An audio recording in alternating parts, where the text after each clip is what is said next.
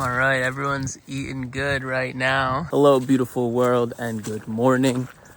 We are in early to mid-April right now, and it partly feels like spring, but it also is snowing right now.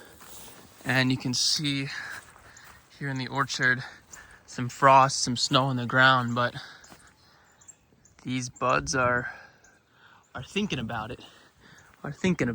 In today's video, I want to just give you a quick little walkthrough of some of the chores, winter style, winter flow. The animal chores are going to be a little bit different in the winter because we're not moving them as frequently. The sheep over the winter, they don't go in a barn. They overwinter in a living barn, which is basically in the woods here. And there's a lot of conifers, some evergreens that can basically provide a windbreak and give them a little extra shelter. Normally, we're moving the sheep every couple days. We're moving the chicken paddock, once a week or more. But right now, as the pasture is waking up, we are feeding them hay. So I'm gonna show y'all how we're doing today. Now, this fence is an electric fence that basically runs through this whole area and hooks up with some other electric fences that protect a lot of the young trees and the research projects we're doing. But you can see here, looks like a little frozen there. You want to make sure that their water's not frozen. Also, when they're eating hay, they can be more likely to get dehydrated, so having water access is really important. We also have a salt and mineral access here for them to kind of buffet. You want to make sure that that's dry. They're not going to eat it if it's wet. And basically with the animals in general, I think about 4 things: food, water, home, and gifts. So food, in this case, we got the hay. Water right here in the big bucket. Home, which is their fence, their shelter, making sure that's electric and that's hot to protect them. And gifts. So in the case of the sheep, they could give us wool. They could gift us ecological healing. For some folks, they could gift lamb.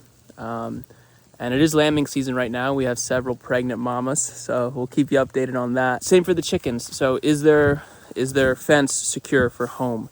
Did they get fed that day?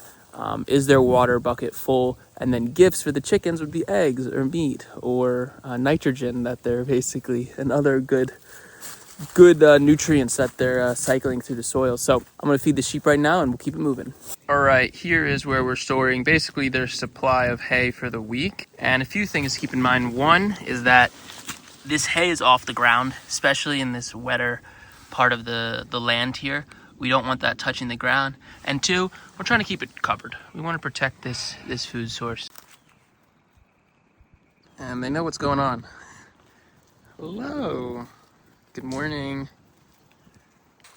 So we feed the 7 sheep. It's a pretty small flock. We feed them about 2/3 of one bale. It's good to keep some sort of wire cutter out just so you can easily trim that up. And the last thing about the feeding is we'll try to give them the hay in a different part every single day. So you see some of this they've matted. That's fine, they're returning that to the soil. But we don't want to just keep feeding them in the same spot every day. We want to distribute this carbon and also distribute kind of the impact they might be having on the land.